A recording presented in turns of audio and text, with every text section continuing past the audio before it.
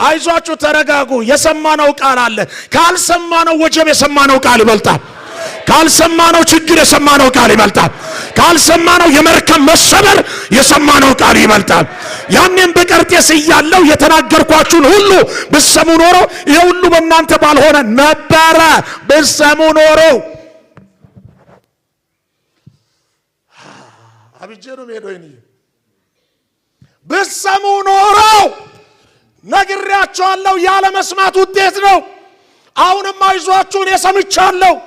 የሚሰበረው መርከቡ ነው ያልተሰበረ ቃል ግን ውስጥ ያለ በሰላም እንሻገራለን አለ አንድ ሰው ጮመን ይበልባል አዎ ማንን መስማት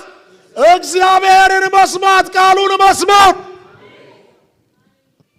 ቃሉን የሰማው ጳውሎስ መርከብ ተሰብሮ ተረጋግቷል ሰብርባሪ ላይ ቆሞ ተረጋግቷል ሞት ላይ ቆሞ ተረጋግቷል ወጀብ ላይ ቆሞ ተረጋግቷል መከራ ላይ ቆሞ ተረጋግቷል እንደዚህ ይላችኋል አይዟችሁ የሁሉንም ኃላፊነት ወስዶ ራሱ አይዟችሁ ይላችሁ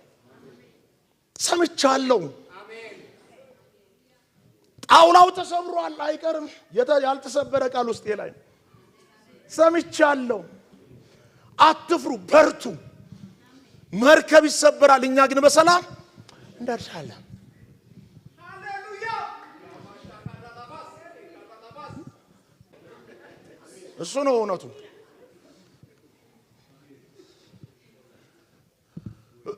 እውነቱ የቱ ጋር ነው ያለው እዚህ ጋር ነው መከራ የለም አንል አለ ከመከራ በላይ ግን ቃል አለ አሜን ከመከራው በላይ ድምጽ አለ አሜን አሁን መከራውን ሳይሆን እኛ እናሰላስለው ድምጹን ነው አሁን ስማምለው መከራውን ሳይሆን ከመከራው በላይ ያለው ቃል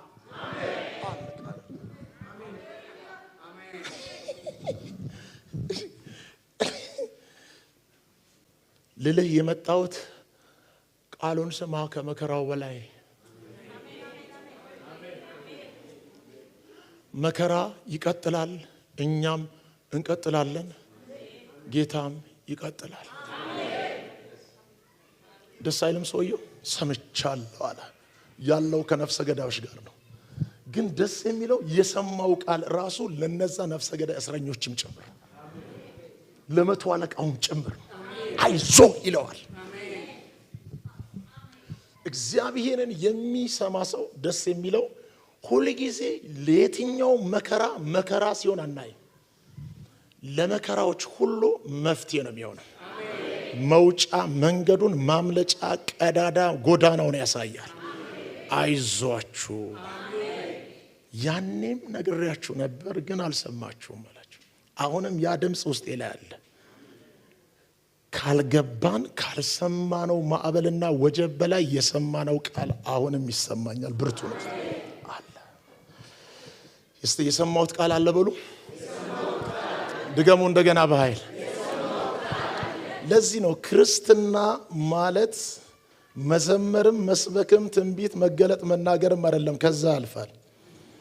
ክርስትና ሁሉ ጊዜ ወደ ኋላም ወደፊትም ይታያል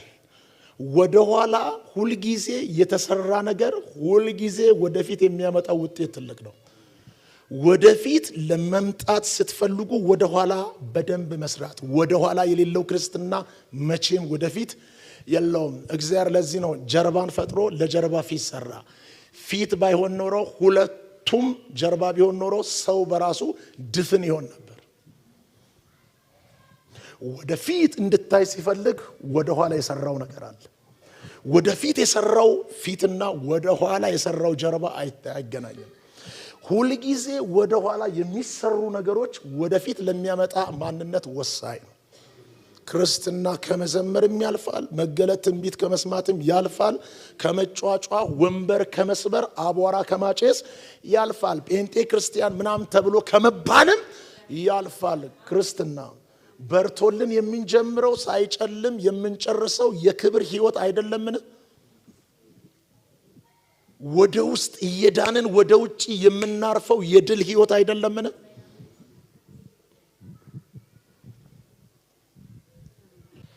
ስለዚህ ማንን እንስማ እግዚአብሔርን ስሙ መጣና አንደኛ ሳሙኤል ምዕራፍ 15 ላይ አሁን ልጸልይ እንደዚህ አለ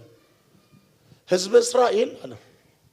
ከግብጽ ባርነት ሲወጣ ሲረብሸው የነበረ ሲያውክ የነበረውን አማሌቅን ተበቀልልኝ ብሎ በሳሙኤል አማካኝነት ማንን ቀባው? ሳኦልን። በዚህ መካከል ግን አማሌቅ ለበቀልና ለክፋት ሊተናኮል በተነሳበት በዛውን ሰዓት እነዚህ ቄናውያን የሚባሉ ደግሞ ለሕዝብ እስራኤል ደግሞ እናርገውላቸዋል ቸርነትን ግን የሚኖሩት ከአማሌቅ ጋራ ተደበላልቀው ተበቀልልኝ ሲል ሳኦልም ሊበቀላቸው ወደ ሸለቆ በወረደ ጊዜ ምንድነው ያለው? አብረህ ጨፍልቀ እንዳትገላቸው ቄናውያንን ለይልኝ አለ። ቄናውያንን ለይልኝ ሲል ቄናውያን ተለዩ ብሎ ሳኦል ለቄናውያን መልእክት ልኮ ቄናውያን ሳኦልን ሰምተው ሲለዩ ሳኦል ግን እግዚአብሔርን ግን ያልሰማ ነበር። ቄናውያን ሳኦልን የሰሙትን ያህል ሳኦል ግን እግዚአብሔር